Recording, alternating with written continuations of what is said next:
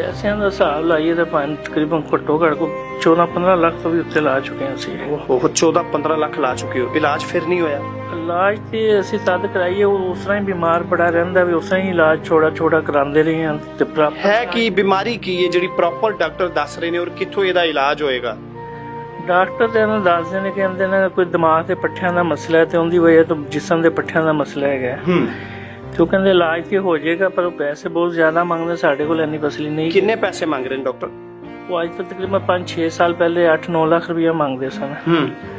ਤੁਸੀਂ ਦੱਸ ਰਹੇ ਹੋ 14-15 ਲੱਖ ਲਾ ਚੁੱਕੇ ਆ, ਫਿਰ ਇਹ ਕੋਈ ਮੈਨੂੰ ਸਮਝ ਨਹੀਂ ਆਈ। 14-15 ਲੱਖ ਐਨ ਲਾ ਚੁੱਕੇ ਨਾ ਕਿ 9 ਸਾਲਾਂ ਥੋੜਾ ਬਿਮਾਰ ਹੁੰਦਾ, ਪ੍ਰੋਪਰ ਪੈਸੇ ਜਮਾ ਹੀ ਨਹੀਂ ਹੋਏ। ਪ੍ਰੋਪਰ ਪੈਸੇ ਜਮਾ ਨਹੀਂ ਹੋਏ, ਮਤਲਬ ਜਿਵੇਂ ਥੋੜੇ ਬਹੁਤ ਆ ਗਏ ਨੇ, ਥੋੜਾ ਬਹੁਤ ਜਿਹੜਾ ਉਂਝ ਹੀ ਬਿਮਾਰ ਹੁੰਦਾ ਤੇ ਉਹ ਲਾ ਜਾਂਦਾ, ਮਾੜਾ ਮੋਟਾ ਕਰਾ ਲਈਦਾ। ਤੇ ਪ੍ਰੋਪਰ ਪੈਸੇ ਕਿਸੇ ਪਾਸੋਂ ਆਉਣ ਤੇ ਅਸੀਂ ਇਹਦਾ ਇਲਾਜ ਕਰਾਈਏ। ਬੱਚੇ ਟੋਟਲ ਕਿੰਨੇ ਨੇ? ਬੱਚੇ 2 ਹੀ ਨੇ ਫਿਲਹਾਲ। ਇੱਕ ਉਹ ਬੇਟੀ ਹੈ, ਇੱਕ ਹੈ ਬੇਟਾ ਹੈ ਜੀ। ਉਹ ਬੇਟੀ ਇਸ ਬੇਟੇ ਤੋਂ ਵੱਡੀ ਹੈ? ਹਾਂਜੀ, ਬੇਟੀ